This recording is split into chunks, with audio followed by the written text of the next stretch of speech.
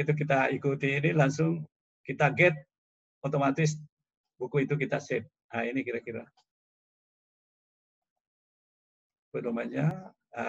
Kalau kita buka tadi, Daily Browser tampilannya seperti ini. Ada kotak di tengah. Disinilah kita mengisi judul buku atau penulisnya, siapa yang kita mau cari. Ini contohnya. Saya cari buku Marketing Management. Ya, Marketing Management. Atau saya lengkapi dengan namanya. Maka keluar semua marketing management yang ada di dunia. Nah, nanti sisa saya cari. Ini berapa halaman. Saya cari misalnya Philip Kotler. Saya klik Philip Kotler, dia muncul bukunya Philip Kotler seperti ini. Kita klik di warna biru di tengah, Marketing Management. Ini di sebelah kiri, copy bukunya. Begitu saya klik Marketing Management, dia akan muncul seperti ini. Begitu saya klik Get, otomatis langsung masuk ke komputer kita. Nah, inilah bukunya. Jadi kalau Bapak Ibu mau buat perpustakaan sesuai bidang ilmu kita, buatlah, ambil semua buku-buku yang dari textbook aslinya, simpan di satu folder di dalam laptop.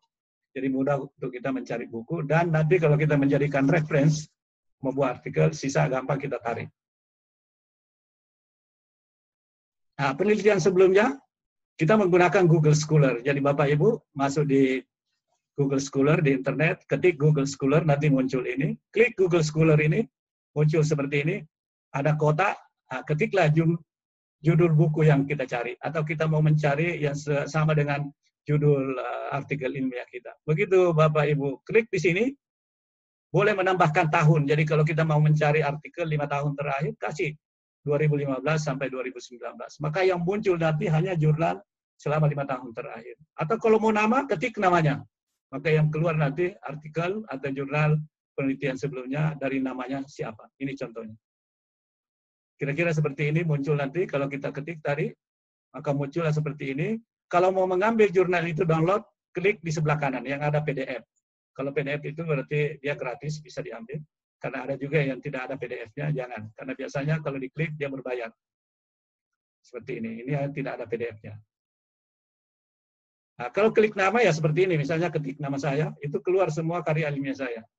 Kurang lebih ada 47 karya ilmiah saya yang sudah dipublikasi secara internasional. Itu bisa dilihat semua. Jadi Google Scholar ini tempat untuk melihat penelitian-penelitian sebelumnya, baik menurut judul ataupun menurut siapa penulisnya. Ini kalau kita sudah buka, nanti muncul seperti ini. Kalau kita ketik tadi PDF-nya, muncul, ini jurnal, judulnya, nama penulisnya, ada abstrak. Inilah yang akan kita buat.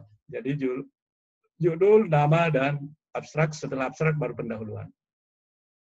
Pada saat kita memasukkan dalam teks, menulis namanya, katakanlah Sri Hermoningsi, kita cukup di komputer itu, di reference, diklik, nanti cari namanya Hermoningsi, otomatis masuk di dalam teks kita, otomatis masuk di daftar pustaka. Nah, nanti Bapak Ibu bisa lihat contohnya di sini, Mendeley. Ini pedomannya Mendeley, jadi download dulu di laptopnya Bapak Ibu. Ini pedomannya gampang kok, ini gratis. Setelah itu dicoba. Nah, ini contohnya ada. Sampai contohnya saya berikan, ini contohnya, dan seterusnya. Nah, ini ada pedomannya ini yang tadi. Pada saat membuat daftar pustaka, pada saat kita menulis teks, ini sebelumnya, ini ada tanda panah, hanya saya klik di reference. Tiba-tiba dia keluar nama saya, karena muncul kotak ini, begitu saya klik, muncul di sini. Financial Distress, sebagaimana penelitian Aminullah, Murwaningsi, dan seterusnya. Otomatis juga masuk di daftar pustaka. Jadi kalau kita buat daftar pustaka, otomatis dia masuk di daftar pustaka. Ini, seperti ini contohnya. Jadi kita tidak perlu lagi membuat daftar pustaka.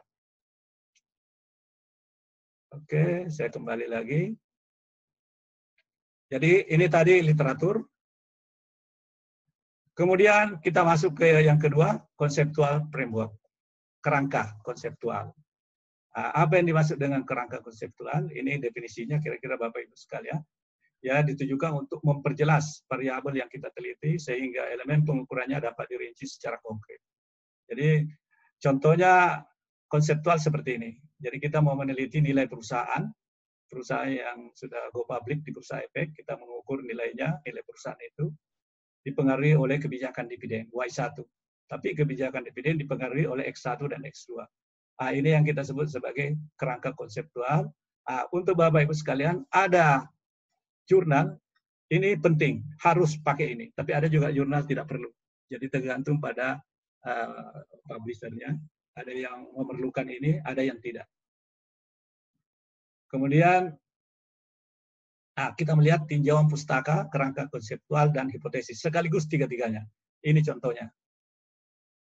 Tinjauan pustaka, dia tulis dulu teori portofolio. Ini tinjauan pustaka, ini teori.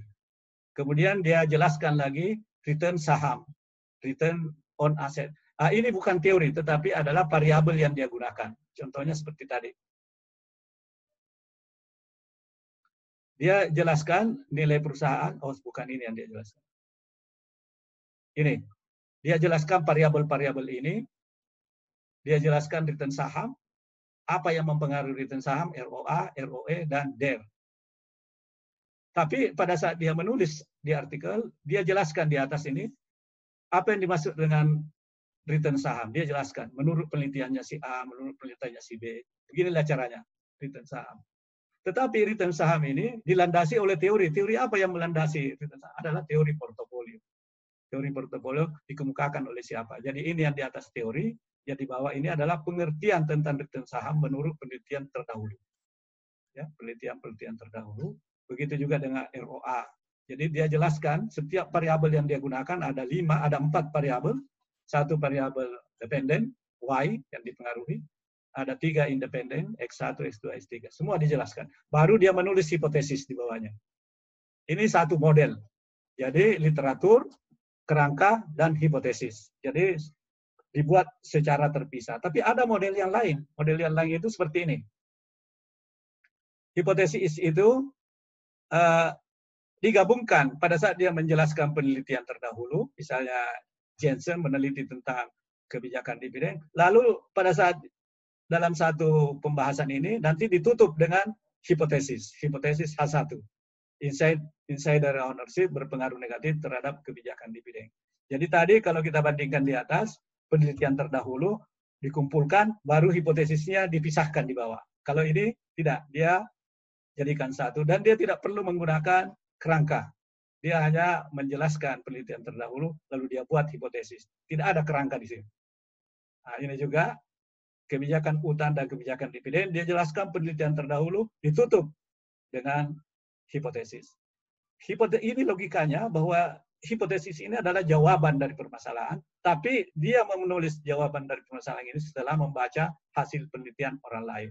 Mengenai nanti dia penelitiannya sendiri, kalau kita menulis, bisa saja berbeda. Kalau di sini mengatakan kebijakan utang berpengaruh negatif terhadap kebijakan dividen, bisa saja nanti penelitian kita berpengaruh positif. Ya. Nah, nanti kita jelaskan. Jadi lahirnya hipotesis ini adalah berdasarkan referensi hasil penelitian terdahulu, bukan berdasarkan penelitian kita. Belum.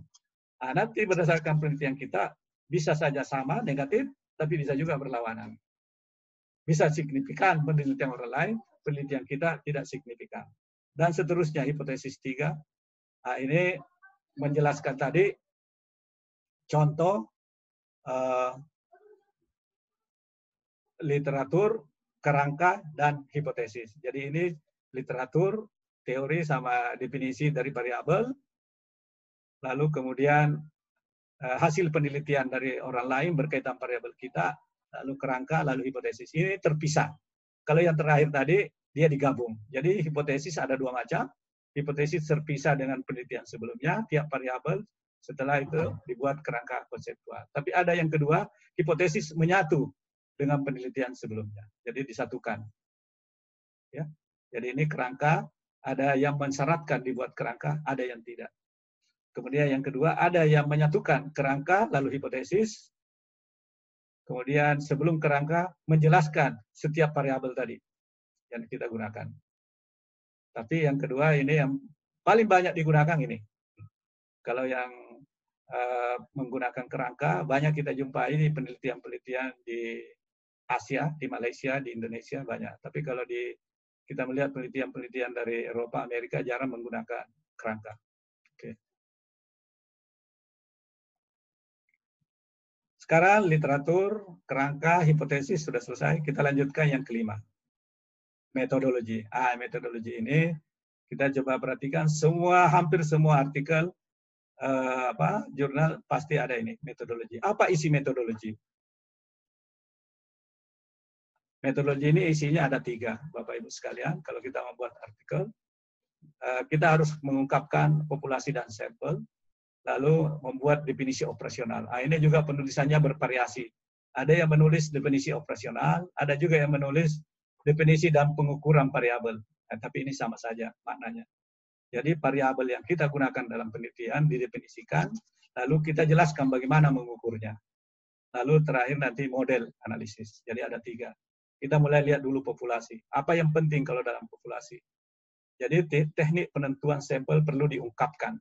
Bagaimana menentukan sampel? Beberapa metode menentukan sampel, ya Bapak Ibu nanti bisa baca. Kalau kita melihat secara umum penelitian, ada 10 cara menentukan sampel. Ya. Tapi yang paling sering digunakan dalam penelitian sosial ekonomi adalah ini, proposite sampling. Ini ada definisinya. Saya kasih tanda kuning, proposite sampling ini yang paling banyak digunakan dalam penelitian sosial ekonomi, yaitu kita mengambil sampel yang menurut kita inilah sampel yang bisa kita gunakan untuk menjelaskan permasalahan yang kita teliti. Jadi kita memilih menurut pandangan kita, tentu dengan ada kriterianya, ada syaratnya. Misalnya saya meneliti tentang kesulitan keuangan, saya persyaratkan saya hanya memilih BUMN yang mengalami kerugian, maka itu kriterianya. Kalau BUMN yang menguntungkan, buat apa? Ya, jadi maksudnya itu, ini salah satu kriteria. Jadi saya memilih ada 51 BUMN dari 115 BUMN yang saya teliti. Yang menurut laporan keuangan sedikit mengalami kesulitan, ada yang tergantung subsidi, ada yang terus-menerus dikasih tambahan modal, dan ada yang mengalami kerugian. Nah, ini penentuan sampel. Tapi ada juga penentuan sampel berdasarkan perhitungan, ini sloping. Sloping ini ada rumusnya. Misalnya populasi kita ada 1000, berapa sampelnya? Ada 90. Nah, ini rumusnya. N dibagi dengan 1 plus N kali E kuadrat. Ini contohnya. Sloping. Ini banyak dipakai mahasiswa S1, S2. Di S3 pun ini dipakai menentukan